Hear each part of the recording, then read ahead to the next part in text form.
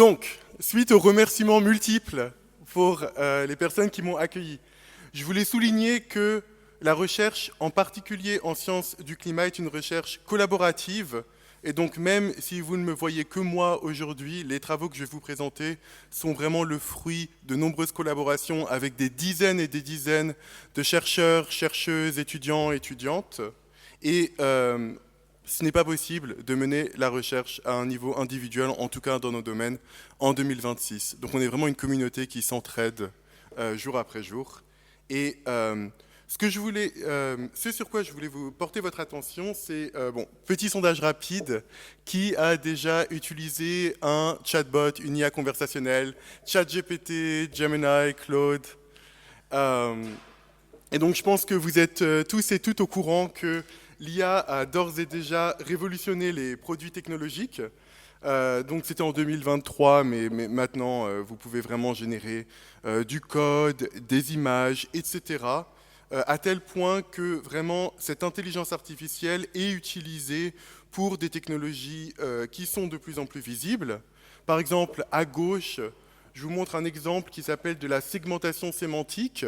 Donc par exemple, pour les voitures qui se conduisent elles-mêmes, ce qui est important, c'est de pouvoir instantanément, à partir d'images, classifier différents éléments du paysage en voitures, obstacles, routes, etc.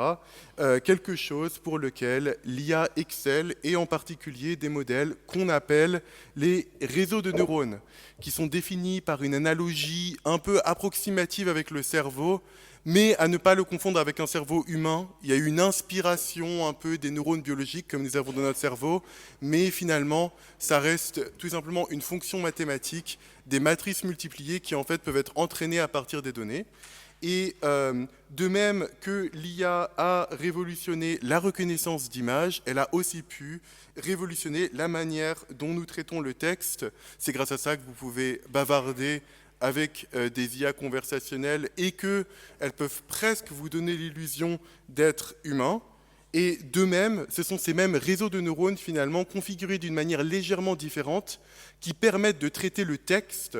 Donc par exemple, pour traduire un texte, pour converser, vous donner des réponses, jouer un rôle de moteur de recherche avancé, etc. Mais saviez-vous qu'on peut utiliser les mêmes modèles pour mieux comprendre les problèmes de l'environnement? Et même si la prise de conscience par rapport à l'IA dans la société s'est vraiment faite sur les toutes dernières années, au niveau de la recherche, c'est vraiment depuis 2015, donc presque 10 ans finalement, que les réseaux de neurones sont devenus utilisables au jour le jour grâce à des progrès en calcul informatique qui nous ont permis en fait d'entraîner ces réseaux de neurones, qui avaient découvert il y a très longtemps mais qu'on ne pouvait pas entraîner, jusqu'à récemment, sur de grandes données. Donc pour refaire les analogies, ces mêmes technologies qui vous permettent de reconnaître les différents éléments du paysage peuvent être utilisées, par exemple, pour détecter les orages en temps réel à partir d'images satellites. Donc pour vous donner des exemples, des cyclones tropicaux ou des rivières atmosphériques qui finalement produisent les précipitations dont vous avez l'expérience à Paris en hiver, par exemple, dont vous faites l'expérience. Et les mêmes réseaux de neurones qui arrivent à apprendre sur des suites de mots dans le texte peuvent être utilisés pour faire des modèles de ruissellement. Donc peuvent apprendre la suite du courant dans les rivières. Et donc au lieu d'opérer sur des suites de mots, ces modèles opèrent sur des séries temporelles. Donc finalement des données de ruissellement jour après jour et permettent par exemple de prédire des ruissellements et des inondations dans des endroits où les observations sont très dures à récolter. Par exemple, avec des modèles maintenant qui peuvent être d'inondations globales, même dans des endroits qui sont mal mesurés. Si on prend par exemple le modèle d'inondation de Google qui permet de donner maintenant des prédictions quasi instantanées qui peuvent sauver des vies, par exemple, récemment utilisées pour les moussons en Inde. Maintenant, je pense que ces exemples de prédiction hydrologique démontrent vraiment le potentiel de ces nouvelles technologies Et ce dont je vais parler beaucoup aujourd'hui, c'est comment est-ce qu'on peut utiliser ces mêmes technologies pour finalement mieux se préparer et s'adapter au changement climatique. Donc je vais commencer avec le fameux diagramme. En anglais, ça s'appelle hashtag Show Your Stripes. En français, mot dièse, montrez vos bandes climatiques. Et donc voilà, ça ressemble à un code barre. Je l'ai téléchargé spécifiquement pour Paris. C'est produit par un groupe de l'université de Reading en Angleterre. Et je vais vous faire une petite question, un petit sondage. Ce que ça vous montre, c'est à quel point la température a changé par rapport à une moyenne qui a été prise entre jusqu'à 2010. Est-ce que c'est plus froid, une bande bleue, ou est-ce plus chaud, une bande rouge? Donc, j'ai caché les bandes qui correspondent aux années les plus récentes des températures à Paris, et je vais vous faire deviner la couleur de ces bandes. Donc, petit sondage. Qui pense que les bandes les plus récentes sont bleues? Levez la main.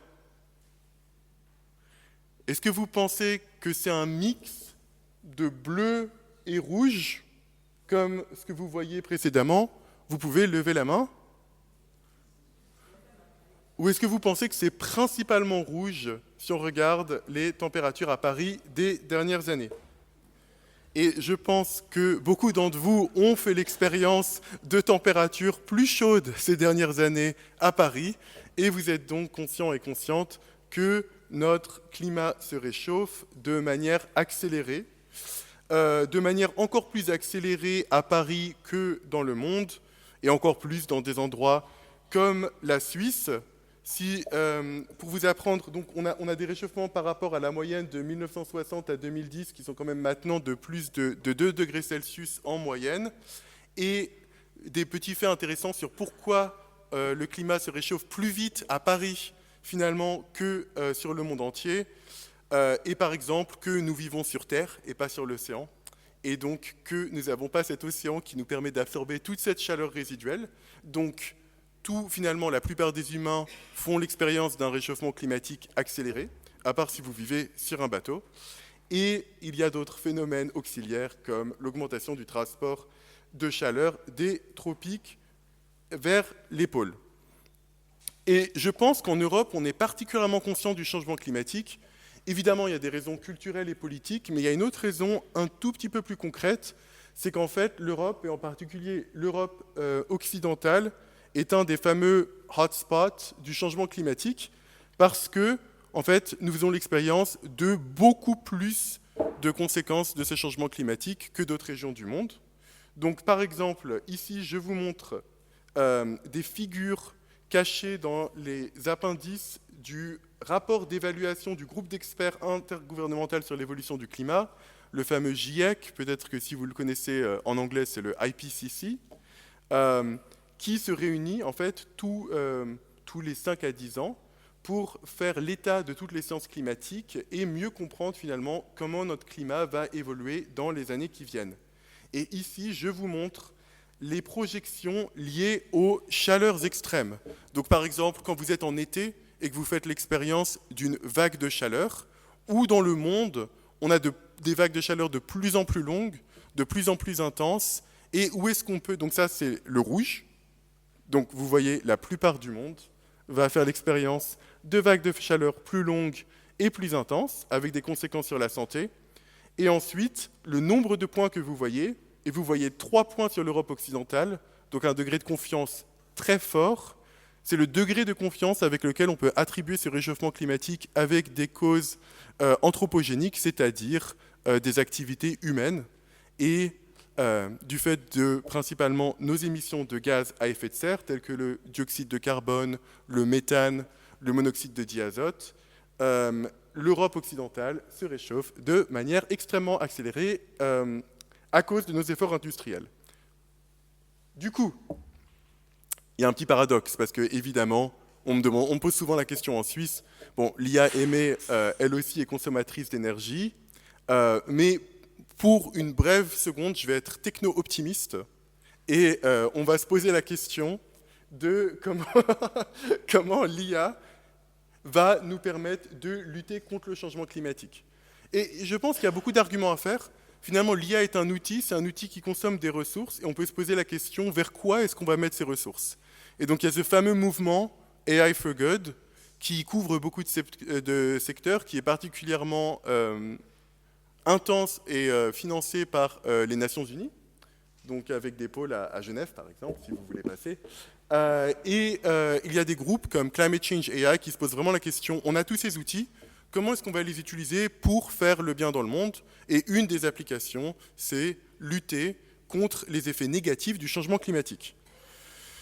Donc moi, je ne suis qu'un modeste acteur parmi toutes les solutions proposées, parce que finalement, quand on fait des sciences climatiques, c'est qu'une seule des nombreuses solutions auxquelles on peut réfléchir. On peut par exemple faire des meilleures prévisions pour les énergies renouvelables qui nous aident beaucoup, mais viennent aussi avec beaucoup plus de variabilité. Et donc finalement, on demande beaucoup plus de travail pour gérer la grille électrique. Et les modèles IA peuvent accélérer et mieux prédire comment gérer ces énergies renouvelables. Évidemment, elles peuvent accélérer le développement de technologies qui ont du potentiel tel que la fusion nucléaire. Elles peuvent détecter des effets négatifs, par exemple les fuites de méthane ou des sources de pollution. Grâce à l'IA, on peut identifier à partir des images satellites qui émet quoi. Et donc, par exemple, ne pas faire confiance aux rapports des pays et des entreprises individuelles parce que c'est trompeur et que les images satellites nous permettent d'avoir vraiment une vision beaucoup plus instantanée de, par exemple, s'il y a une fuite de méthane dans une usine donnée. Mieux gérer les courants électriques, et donc en général, participer à ce qu'on appelle la mitigation. Alors en français, on parle aussi d'atténuation du changement climatique à travers des améliorations dans le transport, la construction, l'agriculture, etc. Vous pouvez même réfléchir à la construction de nouveaux matériaux grâce à l'IA. Mais aussi, et ça c'est ce sur quoi je travaille beaucoup, un aspect un peu plus pragmatique peut-être, si on ne peut pas atténuer le changement climatique, comment est-ce qu'on s'y adapte? Et donc dans ces cas-là, par exemple, comment est-ce qu'on prédit les vagues de chaleur dont je vous ai parlé juste avant? Et donc, je vais principalement vous parler de ces deux sujets dans le cadre de mes recherches. Donc, je vais vous donner des exemples un peu concrets du type de sujets qu'on étudie, de la recherche jour le jour, dans deux domaines. D'une part, je vais parler de nos recherches en IA pour la météorologie, pour mieux s'adapter, par exemple, aux orages violents qui viennent du changement climatique. Et d'autre part, je vais vous parler de l'aspect plus d'atténuation et donc de comment améliorer les modèles climatiques qui nous permettent ensuite de faire des meilleures, ou en tout cas des décisions politiques plus informées par la science. Et donc, pourquoi est-ce que les progrès en météo et en prévision du temps nous permettraient de mieux nous adapter au changement climatique? Et en fait, c'est parce que si je vous remontre un peu ces mêmes diagrammes du GIEC qui vous disent où dans le monde va être le plus, quelle région du monde va être le plus touchée par les conséquences du changement climatique, ce que vous voyez, c'est que, et je vais prendre l'exemple de l'Europe occidentale parce que c'est là où nous habitons, mais évidemment avec les problèmes de supply chain, n'importe quel pays qui est affecté vous affectera, et il y a aussi évidemment une dimension humaniste où nous nous intéressons aux conséquences négatives sur les autres régions du monde. Mais si pendant une seconde, on se concentre de nouveau sur l'Europe occidentale, où vous vivez, une des autres conséquences, c'est l'augmentation des précipitations extrêmes et des orages violents. Et ça, encore une fois, vous pouvez voir que notre région est en vert, donc nous avons une augmentation certaine des orages violents et surtout de la pluie liée aux orages violents. Et s'il y a une des conséquences, en plus du fait des vagues de chaleur, qui est quasiment indébattable, c'est celle-là. Le fait que la pluie venant des orages violents vont être plus sévères. Et ceci est associé à un risque d'inondation accru. Donc là, je vous donne des exemples. Quand je venais de revenir des États-Unis pour m'installer à l'université de Lausanne, l'Allemagne venait d'être touchée par des inondations qui ont tué je crois que c'était une centaine de personnes en Allemagne de l'Ouest. Donc c'était Herbstfast et, pardon, excusez ma prononciation allemande, Herbstadt. Et quand on a commencé des projets pour mieux comprendre les pluies en Suisse, à droite, c'était au même moment où il y avait des inondations en Suisse alémanique, près de Zurich. Donc maintenant, vous pouvez vous poser la question que j'ai pour l'instant habilement évitée. En pratique, comment est-ce que l'IA peut améliorer les prévisions météo? Finalement, ça fait longtemps que nous avons des modèles météo qui marchent assez bien.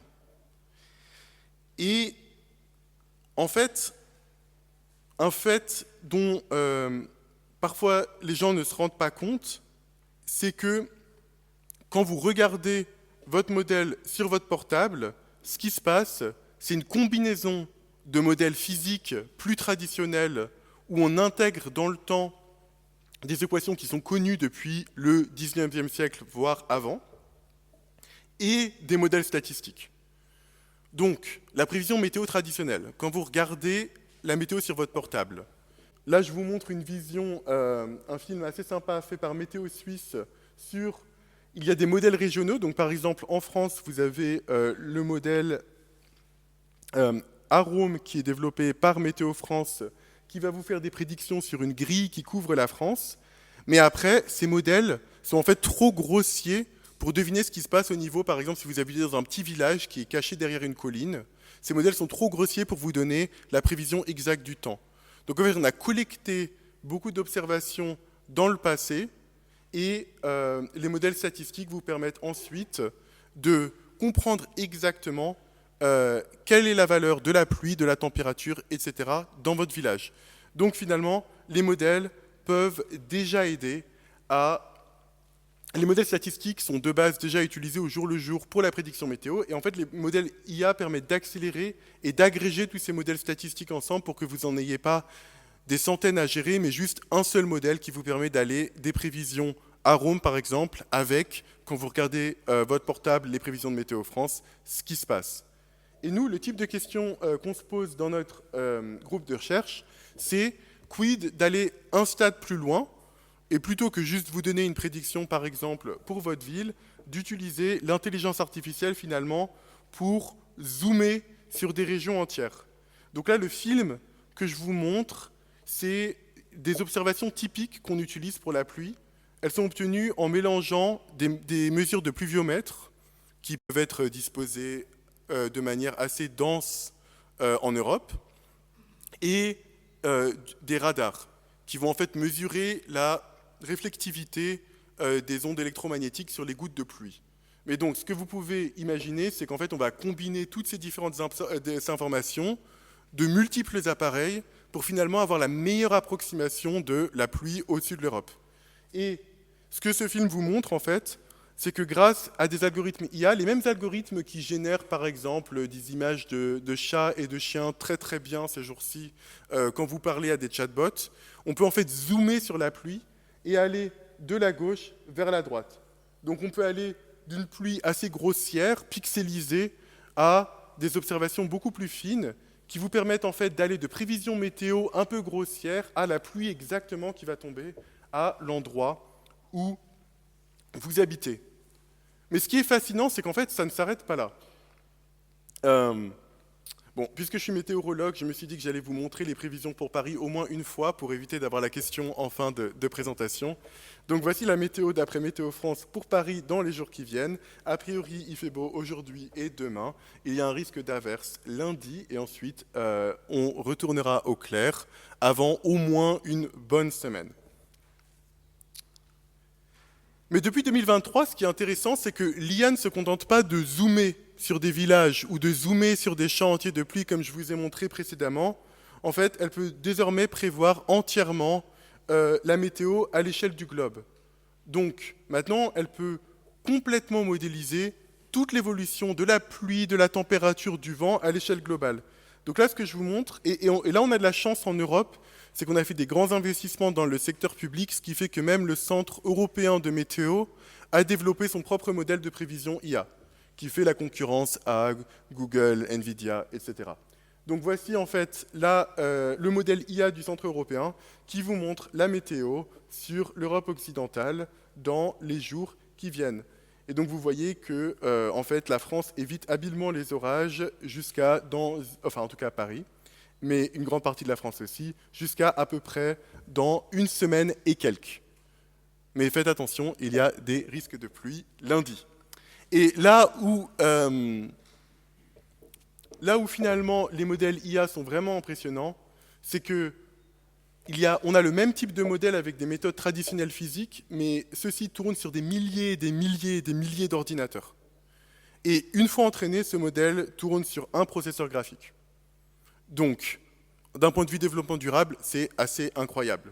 De même que d'un point de vue rapidité, on est maintenant au stade où, avec un bon ordinateur portable, avec un bon processeur graphique, par exemple si vous aimez jouer aux jeux vidéo, vous pouvez faire tourner un modèle météo global qui fait la compétition au modèle physique qu'on avait toujours utilisé, par exemple, dans les 50 dernières années, qui sont vraiment développés après la Seconde Guerre mondiale et au moment de l'invention de l'ordinateur.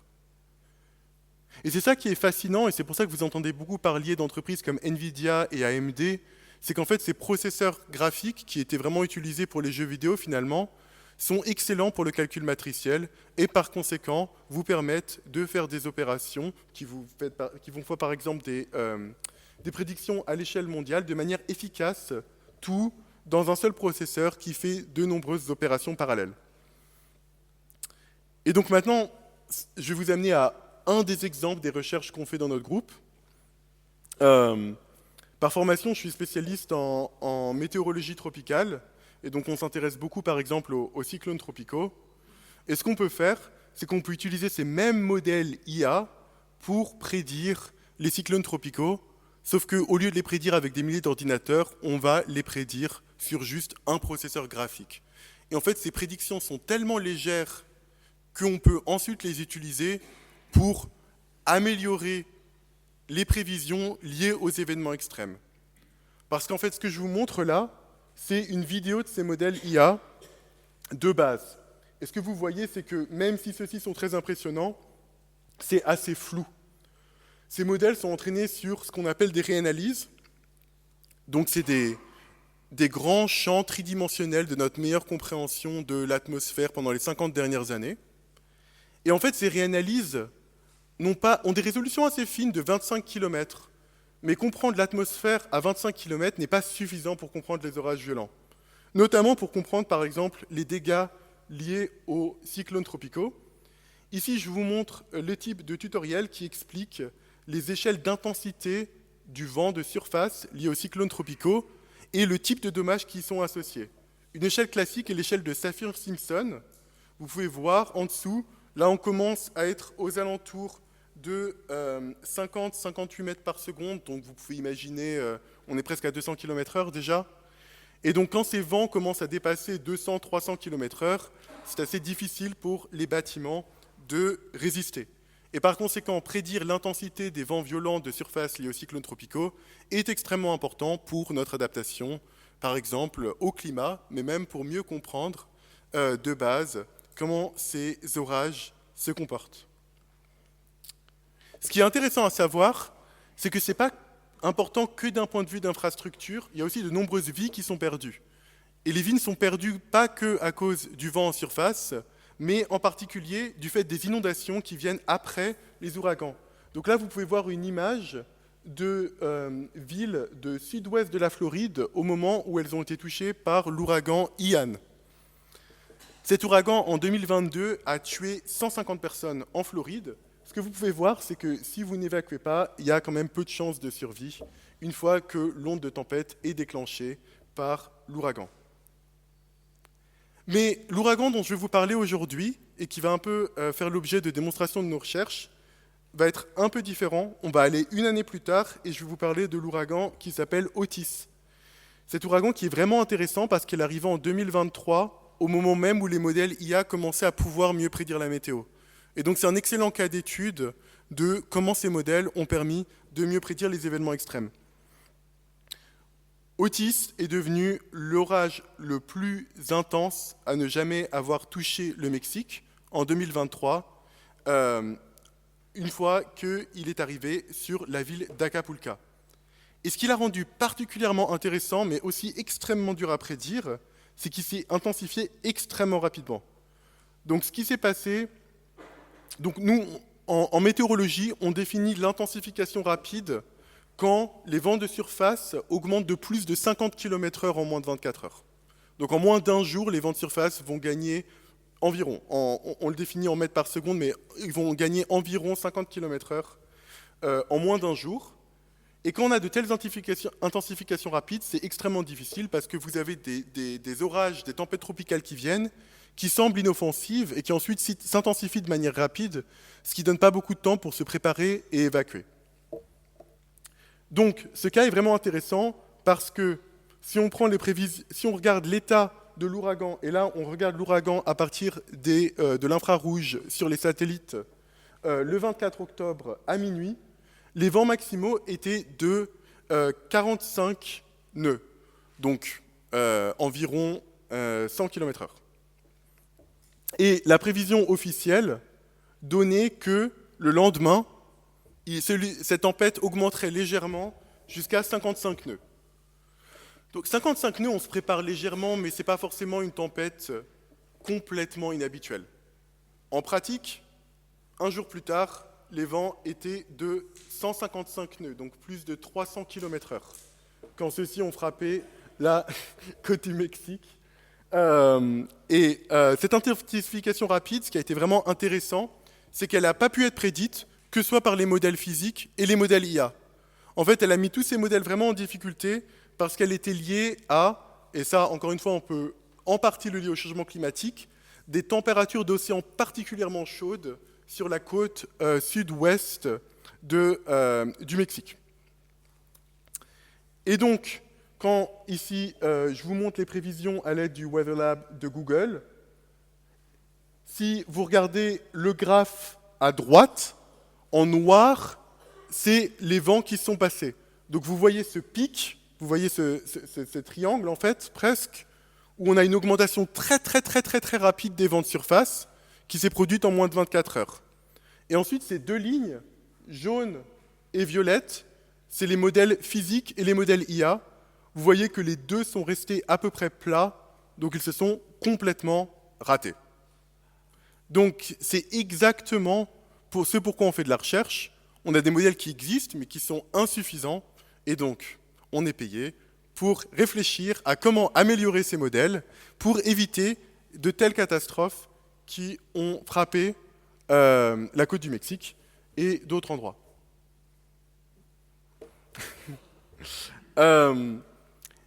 Et là, je vais rentrer dans un des détails et je vais vous montrer le type de recherche qu'on fait pour résoudre ces problèmes.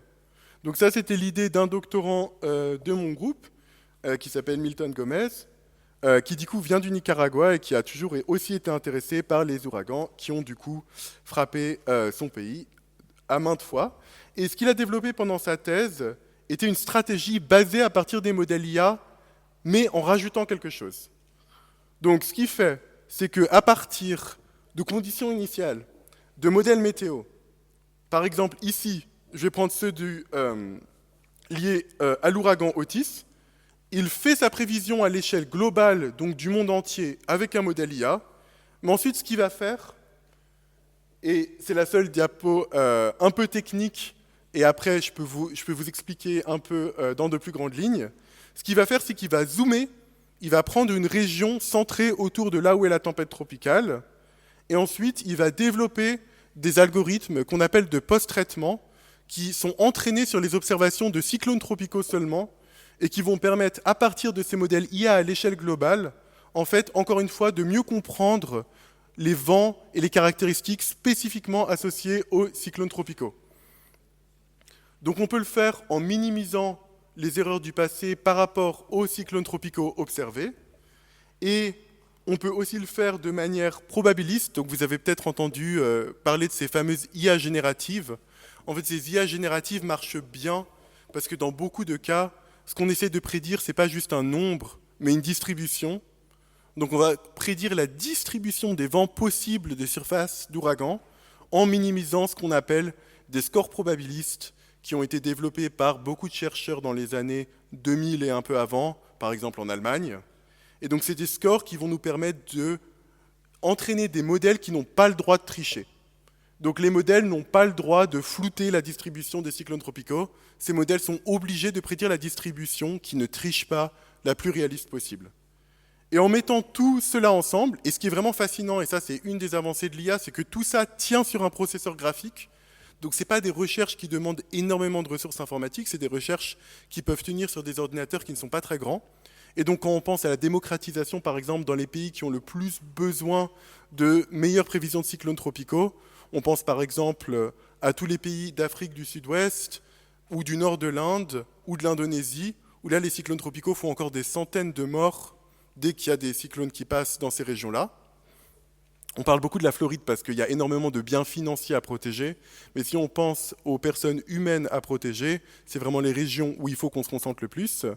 Et ben en fait, c'est des modèles tellement légers qu'on peut les donner directement aux centres météorologiques locaux, et c'est des solutions qui sont accessibles finalement aux centres régionaux de prédiction dans ces différents pays. Bon, alors ça, c'est la visualisation d'un stagiaire qui a fait une partie de son service civil dans notre laboratoire. On a encore le service militaire en Suisse, mais on a aussi la chance de personnes qui viennent faire leur service civil dans les groupes de recherche. Et donc, un ingénieur de l'EPFL qui, en juste, ça, il a dû le faire en une semaine. On a eu beaucoup de chance de l'avoir pendant 3 mois.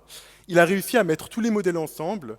Et là, ce qu'on voit, c'est les modèles qui s'étaient ratés au début pour l'ouragan Otis dont je vous ai parlé au Mexique. Et ensuite, ce qu'il a rajouté, c'est... Alors ça, c'est le nouveau modèle de Google. Google est un peu le seul autre groupe, qui a beaucoup plus de moyens que notre groupe, qui a réussi à faire un modèle de cyclone à l'échelle globale qui marche. Et on l'a fait à peu près en même temps. Nous, on a proposé une solution qui est beaucoup, beaucoup moins chère, comme je vous ai montré, où tout ce qu'on fait, c'est post-traiter de nombreux modèles, donc une solution qui est un peu plus accessible pour les groupes qui ont des ressources informatiques moindres, mais qui marche tout aussi bien, en tout cas pour des prévisions d'intensité probabilistes et pour mieux comprendre du coup ces vents en surface de cyclones tropicaux. Donc c'est la fin de la partie météo, et je vais passer à la partie climat. Alors, comment est-ce qu'on distingue la météo du climat? On peut parler d'échelle de temps. Par exemple, la météo, c'est prévoir l'atmosphère dans un jour, dans une semaine, dans 2, 3 semaines, alors que le climat, c'est quand on commence à prédire l'ensemble du système Terre dans 1 an, 2 ans, 10 ans, 100 ans. Mais la différence entre la météo et le climat est un peu plus profonde, et parfois c'est sous-apprécié, surtout par les gens qui font de l'IA, c'est que le problème auquel on cherche à répondre est complètement différent. Dans un problème météo, on sait la solution. Si je fais une prédiction pour quelle est la météo à Paris dans une semaine, vous pouvez attendre une semaine et vous pouvez me dire si c'est vrai ou si on a tort. Si je vous dis, comme Météo France, il va pleuvoir lundi soir, vous allez pouvoir me dire si Météo France s'est raté ou pas. En revanche, quand on fait des projections climatiques, et que je vous parle par exemple du réchauffement moyen en 2100, il n'y a presque personne dans la salle qui va pouvoir me répondre si, en effet, cette projection climatique était vérifiée ou pas. Et en fait, c'est bien plus que juste le climat en 2100 qu'on essaie de prédire quand on fait des sciences climatiques.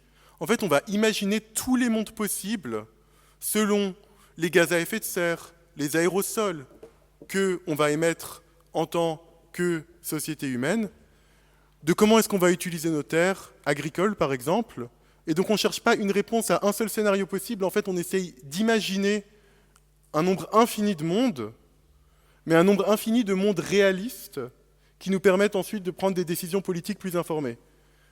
Et donc quand je vous dis ça, en fait, imaginez des mondes qu'on n'a peut-être jamais vus et qu'on verra sûrement jamais. Par exemple, je devrais pouvoir, si j'ai un bon modèle climatique, prédire un monde où d'un coup, toutes les émissions sont concentrées dans Paris dès l'année 2030. C'est un monde qui n'arrivera jamais, mais mon modèle climatique devrait pouvoir le gérer. Vous vous rendez compte que c'est beaucoup plus dur, parce que je ne vais pas pouvoir vous donner une solution. Tout ce qu'on va pouvoir vérifier, c'est que les statistiques qu'on va prédire sont cohérentes. Donc je peux vous dire, par exemple, il y aura 10% de plus de vagues de chaleur à Paris si on fait ces décisions en tant que société. Donc maintenant, j'espère vous avoir convaincu que le changement climatique et les sciences associées sont en fait un problème extrêmement difficile, et c'est pour ça qu'il faut qu'en tant que société, on continue à financer son étude. Petite parenthèse, qui peut sembler évidente en Europe, mais pas forcément dans le monde en ce moment, parce que le réchauffement est certain, mais pas forcément son ampleur. Donc pour vous donner plus des projections à l'échelle mondiale sous forme de graphes, par exemple, si on prend différents modèles climatiques et qu'on demande quand est-ce qu'on va atteindre 2 degrés de réchauffement, à peu près tous les modèles forcés avec nos émissions de gaz à effet de serre vont vous dire qu'au bout d'un moment, le monde va se réchauffer de plus de 2 degrés, mais il y a des décennies entières de différence entre quand est-ce que notre monde atteint ces 2 degrés, selon les modèles qu'on regarde. Et juste pour vous rappeler ce dont je vous ai parlé aujourd'hui, on ne parle pas que de température, on parle aussi de pluie, d'orages violents. Par exemple, vous vous souvenez peut-être de l'orage Niels qui a violemment touché la France il y a à peu près un mois et dont les précipitations ont été en partie renforcées par le changement climatique. Donc on ne parle pas que de température, on parle aussi de précipitations, de sécheresse, etc. La raison pour laquelle les modèles ne sont pas du tout d'accord, c'est parce qu'il y a des processus qu'on ne comprend pas encore parfaitement, en particulier parce qu'ils sont de fine échelle, par exemple les tempêtes, les orages, qui sont particulièrement évidents en France en été, par exemple. Quand vous regardez dans votre... si vous avez déjà regardé par la fenêtre pendant un orage, vous avez sûrement vu que c'est des orages qui passent assez vite, qui sont assez violents et qui sont assez petits en échelle. Et en fait, parce que ces orages sont assez concentrés, ils sont très très très durs à modéliser en même temps qu'on modélise la planète entière. Donc si vous pensez à un problème qui est vraiment dur, vous pouvez penser aux orages en été en France. Si vous avez déjà regardé de la fenêtre d'un avion, dans un monde idéal, nos modèles pourraient vous donner une image qui ressemble aux nuages que vous voyez. En pratique, nos modèles, parce qu'on est obligé de faire des compromis, on ne peut pas résoudre chaque nuage à l'échelle mondiale, ressemblent beaucoup plus à ça. Et vous pouvez vous imaginer qu'une fois qu'on a une sorte de version floutée de ces nuages, c'est très dur de comprendre comment les orages en été, par exemple, vont répondre au changement climatique. Et si on a du mal à comprendre cela, c'est dur de comprendre comment s'adapter. Et donc là où l'IA peut vraiment nous aider à faire des progrès, dans le côté des sciences climatiques, en tout cas c'est une des directions de recherche que nous poursuivons dans notre groupe, c'est qu'elle peut mieux lier des variables qu'on comprend bien, donc par exemple la température un peu floutée, grossière à l'échelle mondiale, à des phénomènes qu'on comprend moins bien. Là je vous montre par exemple un orage qui est lié à des fortes, on les appelle les dust storms, qui sont liés donc des orages de poussière qu'on peut observer quand on a des orages très violents liés par exemple à des phénomènes de mousson. Par exemple, on a la mousson en Arizona, ici, qui fait des orages très violents, qui ont finalement des comportements analogues aux orages que vous pouvez voir en été. Et comment est-ce que l'IA nous permet de mieux comprendre ces orages, en fait? Elle apprend à accomplir des tâches sans être entraînée pour celles-ci, et donc elle peut apprendre, par exemple, comment ces orages sont liés à des variables qu'on comprend beaucoup mieux, par exemple des températures un peu moyennées à l'échelle mondiale. Bon, maintenant la question, et je pense que pour beaucoup d'entre vous, vous êtes venus au séminaire des semaines précédentes organisé par cette étude de recherche.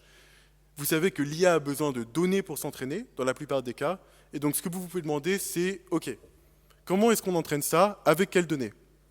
Évidemment, on peut utiliser des observations, comme les pluviomètres radars que je vous ai montrés, les mélanges pluviomètres, radars, lidar, satellites, etc., comme je vous ai montré précédemment. Mais là, on a aussi eu beaucoup de chance, c'est que des progrès en modélisation nous ont permis récemment, quand je dis récemment, c'est quand même depuis 20 ans, les Japonais ont innové là-dessus, ensuite maintenant on a des équipes allemandes. En France, on n'a pas beaucoup investi dans ce domaine-là, mais on a des équipes allemandes, américaines, européennes, anglaises, qui en fait ont rendu les modèles suffisamment précis et les ont portés sur suffisamment beaucoup d'ordinateurs pour qu'on puisse tourner des modèles physiques traditionnels à des échelles kilométriques. Donc on peut simuler maintenant la Terre entière avec une échelle de 1 km. Donc là, je ne parle pas d'IA, je parle de modèles physiques qui peuvent aider à entraîner les modèles IA. Donc par exemple, ici, petit quiz. Je vous montre deux modèles et une image satellite. Est-ce que vous êtes capable de dire lequel est la réalité et lequel est le modèle? Alors, qui pense que l'image satellite est la planète à gauche? Levez la main. Au milieu? À droite? Ah bon, on est parfaitement sur le même nombre de votes. Donc on ne va pas pouvoir parler malheureusement de sagesse populaire pour cette question spécifiquement. Mais la réponse est en fait le milieu. À gauche, c'est le modèle français, à droite, c'est le modèle allemand. Et donc ce qui est assez incroyable, donc là je vais vous montrer une vidéo du modèle allemand. Ce qui est assez incroyable, c'est que ces modèles qui du coup intègrent les équations de la physique à des échelles à une résolution kilométrique, mais sur le globe entier, nous donnent énormément de données pour comprendre comment l'atmosphère autour du monde interagit avec les orages dont par exemple vous faites l'expérience en été, mais aussi en hiver finalement. Même si les orages d'hiver sont un peu plus faciles. Et donc, ce que ça nous donne, en fait, c'est énormément de données sur lesquelles on peut entraîner nos modèles pour apprendre comment ces différentes échelles interagissent. Et une fois qu'on a entraîné ces réseaux de neurones, ce qu'on peut faire, et je vais aller un peu de l'avant pour éviter d'être trop long, ce qu'on peut faire, c'est aller de modèles comme ceux-là qui sont extrêmement coûteux. Donc ces modèles-là, on ne peut pas les utiliser pour l'instant pour faire des projections climatiques, parce que c'est des modèles qui coûtent tellement cher qu'on peut les faire tourner que pour 1 an. Et quand on veut faire des projections climatiques, il faut faire tourner des modèles plusieurs fois sur des centaines d'années. Donc ce que les réseaux de neurones, ce qu'ils vont faire, c'est qu'ils vont s'entraîner sur ces données-là, et ensuite ils vont les réinjecter dans des modèles qui sont beaucoup moins chers et qu'on peut utiliser pour faire des projections climatiques en pratique. Donc là, je vous montre par exemple des exemples de ce qu'ont appris les réseaux de neurones. Donc en haut, c'est un exemple de ces modèles très haute résolution dont je vous ai parlé. À gauche, vous pouvez imaginer que c'est la quantité d'eau que transportent les orages. Ah oui, alors ça c'est en fait amusant. La plupart de l'eau dans notre atmosphère est sous forme de vapeur, donc vous ne pouvez pas la voir. En fait, ce que vous voyez, c'est les nuages qui sont de l'eau liquide et de la glace, mais c'est une toute petite fraction de l'eau dans l'atmosphère. La grande majorité de l'eau, elle est sous forme de vapeur. Donc à gauche, c'est la vapeur redistribuée par les orages, et à droite, c'est la pluie. En haut, c'est mes modèles, et en bas, c'est l'IA qui a appris à imiter les modèles du haut. Et ce que vous voyez, si vous n'êtes pas trop proche de l'écran, c'est que les modèles d'IA s'en sortent assez bien. Et en plus, c'était des modèles assez simples à l'époque. On les entraînait encore de ce qu'on appelle de manière déterministe, c'est-à-dire qu'on minimisait juste l'erreur quadratique. Maintenant, on les entraîne de manière probabiliste et ces modèles marchent encore mieux. Donc tout a l'air bien, jusqu'à ce qu'on se pose un peu une question. Et vous vous en êtes peut-être posé cette question quand vous parlez, si vous avez déjà bavardé avec un chatbot, ou si vous avez déjà utilisé des modèles IA pour faire des prédictions. Ça me semble vrai, tout cela semble très beau, mais est-ce qu'on peut vraiment leur faire confiance? Et donc je vais vous donner un petit quiz d'IA qui a peut-être triché, et vous devez deviner comment l'IA a triché et quel raccourci celle-ci a prise. Donc même si ces modèles que je vous montre qui sont très beaux marchent très bien, on peut prendre la loupe du détective et se rendre compte qu'en fait, il y a eu quelques raccourcis qui ont été pris. Donc je vais vous donner 4 exemples pour que vous puissiez prendre votre exemple préféré, essayer de deviner le raccourci qu'a pris l'IA dans chacun de ces cas. Donc, premier cas à gauche, l'IA est censée, à partir de photos, détecter ce qu'il y a dans le paysage. À gauche, vous voyez une colline verdoyante, mais l'IA décrit un mouton en train de brouter. La deuxième image, l'IA doit aussi décrire cette image. Cette image grise, l'IA la décrit comme une théière.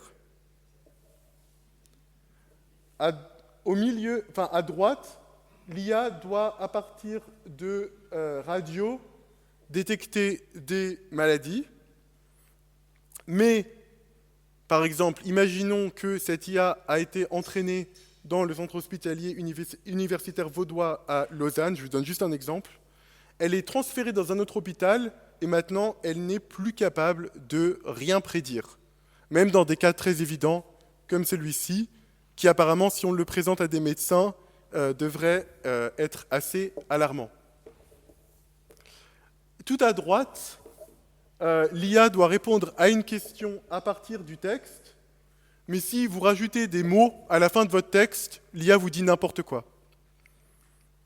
Alors, je vais vous donner 1 minute. Peut-être que choisissez un exemple qui vous semble particulièrement parlant et essayez de deviner comment est-ce que l'IA a triché ou quel raccourci elle a pris qui fait qu'elle se rate complètement sur des exemples un peu différents.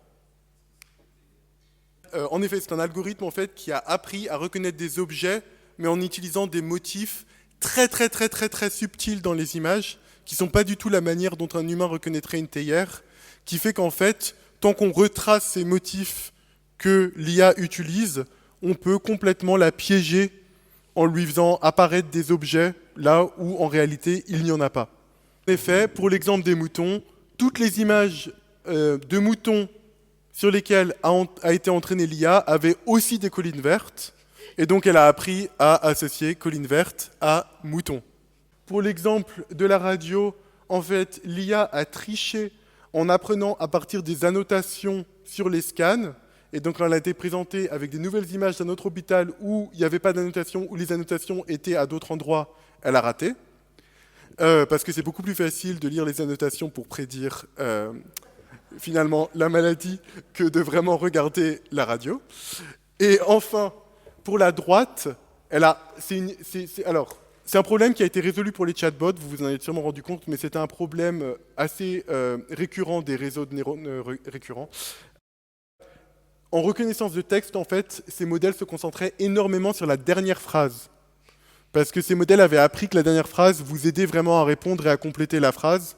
Et donc, en fait, les modèles mettaient tout leur poids sur la dernière phrase, ce qui faisait que si vous rajoutiez n'importe quoi en fin de texte, vous pouviez complètement casser la réponse du modèle. Alors, les modèles sont plus durs à casser aujourd'hui. Moi, ce que je vous encourage, en tant qu'utilisateur, utilisatrice, mais aussi pour les personnes qui font de la recherche, c'est vraiment à casser vos modèles. C'est une de mes activités préférées. Et c'est une des raisons de continuer à financer l'université par rapport aux grandes entreprises tech, parce qu'on a le droit de casser nos modèles et on a le droit de le dire, ce que les entreprises commerciales n'ont en général pas le droit de faire. Donc, pour vous donner un autre exemple en simulation de mécanique des fluides, vous pouvez voir d'autres petits raccourcis pris par l'IA. Par exemple, une simulation qui a peut-être été entraînée trop sur des exemples dans des boîtes. Pour prendre des exemples qui sont liés à mon domaine, un des grands problèmes était que, surtout dans le contexte des sciences climatiques, il faut que ce qu'on entraîne puisse être généralisable dans un climat chaud. Et les lois de physique de l'atmosphère changent énormément quand on change de climat. Donc, si je prends des modèles IA entraînés dans une simulation froide de la Terre et qu'on la réchauffe Bon, on espère qu'on n'observera jamais de tels changements climatiques, et ce sont des images illustratives et non des images de simulation. Et si on s'amuse à réchauffer la surface de cette planète par 8 degrés Celsius, on peut regarder à quel point les modèles s'en sortent. Et si je prends ces mêmes modèles dont je vous ai parlé avant, qui marchaient si bien, et que je regarde leurs erreurs quand je les entraîne dans un climat froid et qu'on les met dans un climat chaud, cette erreur est immense dans les tropiques. Donc là, je vous montre une métrique d'erreur. Jaune, ça veut dire que le modèle fait une prédiction quasi parfaite. Vert, c'est moyen, c'est de l'ordre d'un écart type. Et bleu, c'est vraiment lamentable. Si vous devinez un nombre constant, c'est mieux. Donc là, ce qu'on voit, c'est quand on a pris ces réseaux de neurones et qu'on les a mis dans un climat chaud, les tropiques sont devenus tellement chaudes que le modèle n'a plus su quoi répondre et a fait des énormes erreurs. Et donc, c'était un problème récurrent qui m'a beaucoup intéressé. C'était mon projet Covid, donc j'y ai passé beaucoup trop de temps. Et mon but était d'adresser ces difficultés. Et une de mes spécialités, c'est de réfléchir à comment est-ce qu'on peut utiliser la connaissance physique et la combiner avec l'intelligence artificielle pour résoudre exactement ce genre de problème. Et l'avantage, dans le cadre du changement climatique, c'est qu'on a des connaissances de thermodynamique qui datent de plus d'un siècle, qui nous disent en fait comment la quantité d'eau dans l'atmosphère va évoluer quand on réchauffe l'atmosphère. Donc, par exemple, si je regarde la quantité d'eau dans l'atmosphère froide, là je vous ai montré l'histogramme, donc vous pouvez voir c'est le nombre d'endroits dans l'atmosphère qui ont une certaine humidité. Et ce que vous pouvez voir, c'est que la courbe rouge est à droite de la courbe bleue, ce qui veut dire que dans un climat chaud, l'air peut contenir plus de vapeur d'eau avant qu'un nuage se forme. Donc il peut contenir jusqu'à 30, par exemple, grammes par kilogramme dans ce climat plus chaud, jusqu'à ce qu'un nuage se forme.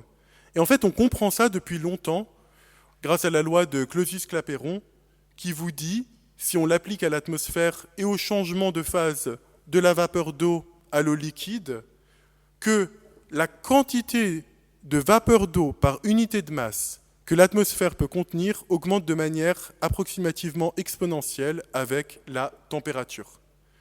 Et on peut appliquer cette loi, son intégrale plus précisément, pour former une transformation d'une variable qui s'appelle l'humidité spécifique, donc qui est cette concentration en grammes par kilogramme, à une humidité relative dont vous avez peut-être entendu parler en pourcents, où on dit par exemple, à 2% d'humidité relative, l'air est très très très très sec, votre peau va vous faire mal. À 100% d'humidité relative, un nuage se forme. Et si on utilise ces connaissances physiques et qu'on les connecte avec l'intelligence artificielle, donc là c'est un peu une vision d'artiste de notre travail, on avait collaboré en Californie, et qu'on l'incorpore dans l'intelligence artificielle, on crée ce qu'on appelle des modèles hybrides qui peuvent généraliser au changement climatique. Et donc, dans un cadre climatique, ce qu'on a prouvé, travail après travail, c'est qu'on a beaucoup de connaissances de notre système, que ce soit des connaissances physiques, des connaissances chimiques, des connaissances biologiques, parfois aussi des connaissances humaines. Par exemple, comprendre la quantité de gaz à effet de serre que les humains vont émettre dans les années qui viennent, qui permettent à l'IA de faire des projections bien plus fiables. Après, et je vais finir là-dessus, un des sujets les plus passionnants, c'est un peu de renverser tout ça. C'est maintenant de dire, on peut utiliser toutes nos connaissances pour aider l'IA, et ça d'ailleurs c'est un message un peu positif, parfois vous entendez dire, ah l'IA va remplacer l'humain, mais souvent la meilleure combinaison est hybride, c'est-à-dire de mettre un mix des connaissances humaines les plus fiables, les plus robustes, avec une intelligence artificielle, et c'est comme ça qu'on arrive à faire des modèles extrêmement performants, fiables, et en fait peu chers. Ce qui est aussi un des grands avantages de l'IA. Ce que j'aime, c'est un peu renverser cette relation et ensuite se dire, d'accord, maintenant on peut utiliser la connaissance pour rendre l'IA plus fiable, mais est-ce qu'on peut aussi utiliser l'IA pour augmenter nos connaissances humaines? Et donc ça, c'est un sujet qui me passionne un peu, cette découverte de nouvelles lois de la nature à partir des données. Par exemple, on s'intéresse beaucoup à des problèmes liés aux nuages. Par exemple, la prédiction de ce qu'on appelle la nébulosité, donc les fractions nuageuses. Et vous voyez que c'est un problème assez difficile. Le type de problème qu'on se pose en tant que physicien-physicienne, c'est on va mettre un voxel, une boîte, qui représente les types de boîtes dans notre modèle, parce qu'on ne peut pas modéliser chaque point des nuages. On modélise le comporté de nuage dans cette boîte, et on va se demander quelle fraction de cette boîte est occupée par un nuage selon l'environnement qui l'entoure. Et là, encore une fois, l'IA arrive à battre les modèles traditionnels pour ces fameuses prédictions de nébulosité, donc de fractions nuageuses. Encore une fois, on pourrait jouer au jeu de où est l'IA? Et ce que vous voyez, c'est l'IA est en haut et elle arrive à apprendre assez bien quand même la simulation du bas. Mieux en tout cas que tous les modèles physiques qu'on utilisait avant. Et ensuite, en tant que physicien, ma passion, c'est d'aller une étape plus loin, c'est de dire, d'accord, l'intelligence artificielle, elle a réussi à nous apporter des nouvelles connaissances physiques, maintenant, est-ce qu'on peut les expliquer à nos collègues? Est-ce qu'on ne peut pas juste dire, ok, super, j'ai un réseau de neurones, une sorte de boîte noire que je ne comprends pas trop, qui fait des prédictions magiques qui sont super.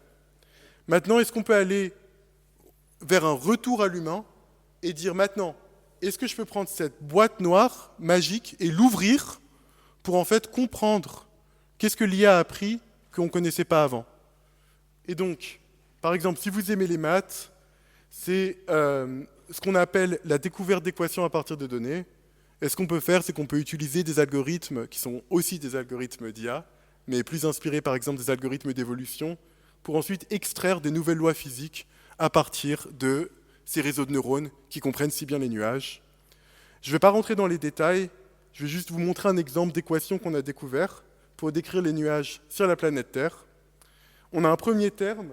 Bon, je vais juste parler aux mathématiciens, mathématiciennes de l'audience pendant 20 secondes et ensuite on reviendra. Si vous vous souvenez des fameux développements de Taylor, c'est souvent ce que l'IA apprend en premier. Donc juste un développement de Taylor près d'un état thermodynamique moyen. Et ensuite, les termes qui sont plus intéressants, c'est ceux qui viennent après. Vous pouvez regarder l'image en bas et vous pouvez voir où il y a des spots rouges. Il y a des spots rouges au large du Chili, de la Californie et de la Namibie. Et en fait, ce que le modèle a appris, c'est à mettre ces fameux nuages bas. Je ne sais pas si vous avez jamais voyagé dans ces pays en mai ou en juin. Par exemple, on appelle ça le gloom. Enfin, en tout cas, en Californie, les gens parlent du fameux June gloom, où, au lieu d'avoir une journée magnifique au bord de l'océan Pacifique, on est couvert par des nuages bas qui s'étendent à l'infini, parce que, justement, il y avait ce fameux gradient d'humidité relative qui bloquait les nuages très bas au-dessus de la tête des humains. Et on a aussi découvert des nouveaux termes qui nous surprennent un peu en termes de microphysique, donc qui sont liés à comment le comportement du liquide et de la glace font des nuages différents. Mais pour revenir un peu à cette synergie, c'est vraiment cette synergie qui motive mes recherches et les recherches de notre groupe. C'est cette idée qu'il y a en fait cette interaction entre les connaissances qu'on a du système climat, de la planète Terre, et de ces nouveaux outils d'intelligence artificielle qui nous permettent finalement d'exploiter les données de manière plus judicieuse, plus rigoureuse, avec vraiment une interaction à deux sens entre l'IA qui nous permet de faire des découvertes guidées par les données, et ensuite le savoir qui permet de guider l'IA pour qu'on puisse faire plus confiance à ses prédictions, créant ainsi une symbiose, finalement un cercle vertueux, qui nous permettra d'avancer, qui nous a déjà permis d'avancer les connaissances scientifiques qu'on a de l'atmosphère. Et donc je vais un peu finir là-dessus. Finalement, c'est ce qui m'a motivé pour revenir et fonder, à l'époque, ce qui était le premier groupe qui mettait l'IA au service de la physique atmosphérique, cette interaction qui nous permet de mieux modéliser le système Terre, de mieux prédire les événements météorologiques extrêmes, et finalement d'aider toutes les personnes en sciences environnementales qui viennent avec des multiples données. Donc c'est un peu ma vie de tous les jours à Lausanne, des gens qui arrivent avec des nouvelles données géologiques, de rivières, etc. Et aider ces personnes à créer des modèles plus créatifs, plus judicieux, idéalement plus fiables à partir de leurs données environnementales.